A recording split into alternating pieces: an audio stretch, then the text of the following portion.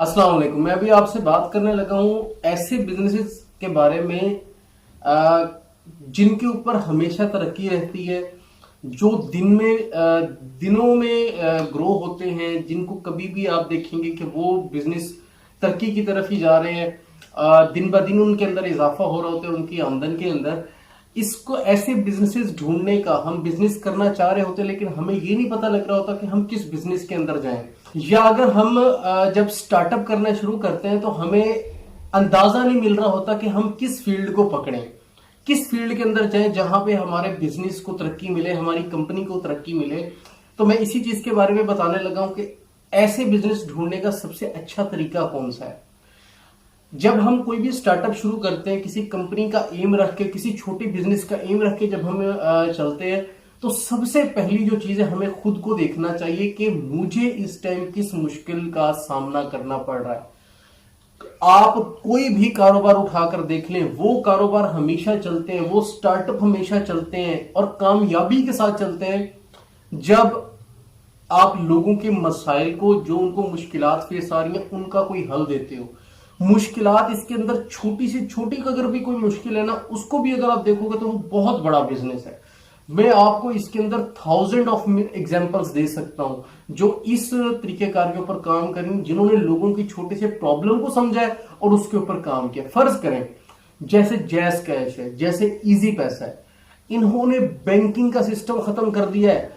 कैसे खत्म हुआ है कि फर्ज करें ट्रांजैक्शन की, आप एक जगह से दूसरी जगह पैसे भेज रहे हो, हर बंदे का मोबाइल, हर बंदे का सिम कार्ड ही उसका बैंक है, उसके अंदर पैसे पड़े हैं। कितने ज्यादा बैंक से जिनका बिजनेस जो है जैस कैश और इजी पैसा, किसी भी तरह की पेमेंट है, ऑनलाइन पेमेंट है, बिजनेस पेमेंट है, एक दूसरे को पैसे भेजने, लोग लाखों रुपए बिजनेस वाला जो है वो जैस कैश इजी पैसा के जरिए लोगों को भेज रहे हैं। सेम इसी तरह अगर मैं आपको मिसाल दूं क्रीम की या उबर की, बेसिकली क्या था, जो आम टैक्सी होती थी ना, वो हर बंदे का अपना किराया था। कोई उनके किलोमीटर डिफाइन नहीं थे, मतलब जहां पे कोई बंदा अड़ गया, अगर एक 15 किलोमीटर का सफर करना है, किसी ने 1500 मांग लेना, किसी ने 2000, किसी ने 2500, हर बंदे का अपना अपना रेट था। क्रीम और उबर आई, एक तो आप फोन करके जो भी आपकी टैक्सी है वो आपको आपकी लोकेशन से आके खुद उठाती है, आपको जाना नहीं पड़ता। इसमें फायदा क्या हुआ कि कस्टमर का एक जो मुश्किल थी उनको टैक्सी लेने के लिए, वो मुश्किल खत्म हुई, आपके घर तक आ रही, और प्लस उनका जो चार्जेस थे, किराया था, वो बहुत ज्यादा मुनासिब था। इसमें दोनों तरफ से फायदा हुआ।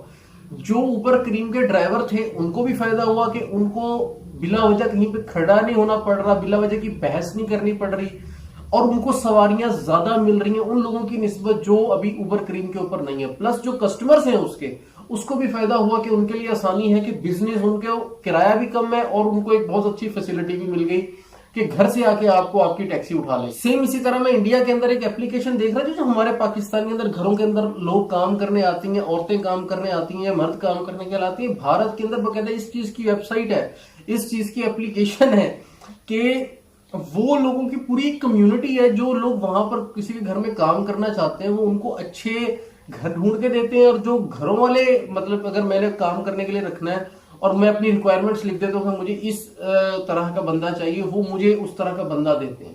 देखिए कि छोटी सी प्रॉब्लम थी, मतलब सिक्योर बंदा चाहिए, तो कंपनी खुद, वेबसाइट खुद उनकी सिक्योरिटी रखती है, और कंपनी उनको सिक्योरिटी, जो ऑनर्स होते हैं उनको सिक्योरिटी प्रोवाइड करती है कि ये जो मेड आएगा आपके घर में आएगी, ये बिल्कुल सिक्योर है, इससे कोई खतरे वाली बात नहीं। वरना कितना बड़ा प्रॉब्लम था कि हम जिस मुलाजिम को रख रहे हैं हमें पता ही नहीं होता कि पीछे से किस तरह का इसका बैकग्राउंड है, या मेरे घर से कुछ लूट के तो नहीं ले जाएगा। अब ये देखिए कि छोटी सी प्रॉब्लम थी, ठीक है, इसके ऊपर काम किया गया और इससे बेनिफिट मिला। सेम इसी तरह अगर मैं बात करूं आपको होटल्स की बुकिंग वाला जो नेटवर्क है पाकिस्तान के अंदर, बेसिकली क्या है कि अगर मैं मरी जा रहा हूँ, लाहौर जा रहा हूँ, मुझे पहले वहां पर जाके बुकिंग करवानी है।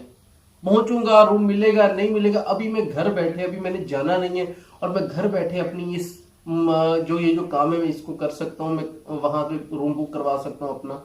सेम यही डॉक्टर्स ऑनलाइन हो गए, हर चीज, ये जो छोटी छोटी एक दिक्कत थी ना लोगों की जिंदगी में। अब कुरान पाक पढ़ने के लिए मैं अगर आपको बताऊं, पहले कुरान पाक था, अभी मतलब हम हर जगह के ऊपर कैरी नहीं कर सकते। मोबाइल एप्लीकेशन है, आपको एक ही जगह पर तलफ्फुज, तर्जमे और सीखना है, पढ़ना है, सुनना है, जैसे आपने करना है, हर चीज आपको एक ही जगह पर मिलती है। ये होती है फैसिलिटी। ये मैं आपको सिर्फ डिजिटली बता रहा हूं।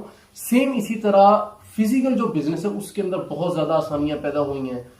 अगर आप कोई भी ऐसा मसला है, कोई भी मतलब अगर आप शादी हॉल्स की एग्जांपल ले लें, पहले क्या होता था, अभी एक इजी है, लोगों को आप एक चीज प्रोवाइड कर रहे हो।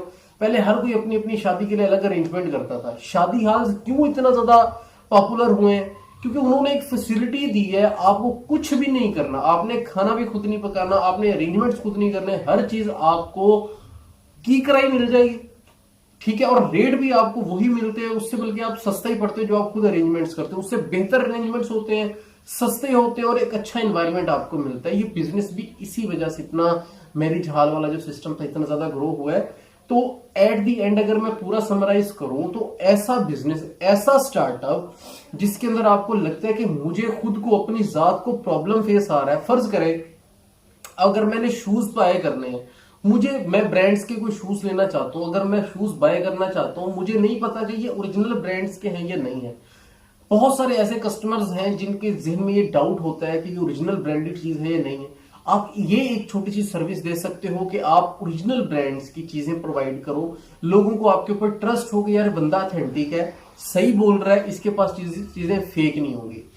मतलब ये कि आप किसी को एक छोटी सी फैसिलिटी दे रहे हो, इस फैसिलिटी के बदले आपका जो है कारोबार चलेगा। कोई भी ऐसा स्टार्टअप जिसके अंदर आप दूसरों को ईज दे रहे हो, उनके किसी मसले का हल प्रोवाइड कर रहे हो, तो वो कारोबार आपका जरूर चलता है। सेम इसी चीज को लेते हुए आजकल एजुकेशन जो बिजनेस है, जो ऑनलाइन एकेडमीज बन गई हैं, उसने जो फिजिकल जो दुकानें हैं उनका जो सारा भट्टा बिठा दिया, उनका काम नहीं चलता। सेम इस तरह ऑनलाइन सेल परचेज है, मतलब कपड़े अगर लेने, अब मैं फिजिकल दुकान पे जाने की बजाय मैं ऑनलाइन खरीदता हूं, मुझे वैरायटी ज्यादा अच्छी मिलती है, मुझे क्वालिटी ज्यादा अच्छी मिलती है, मुझे जाना नहीं पड़ता, सामान मेरे घर तक आ जाता है और कम रेट्स के अंदर आ जाता है। ये होती है किसी कस्टमर को उसके मसले का हल देना, उसकी आसानी प्रोवाइड करना।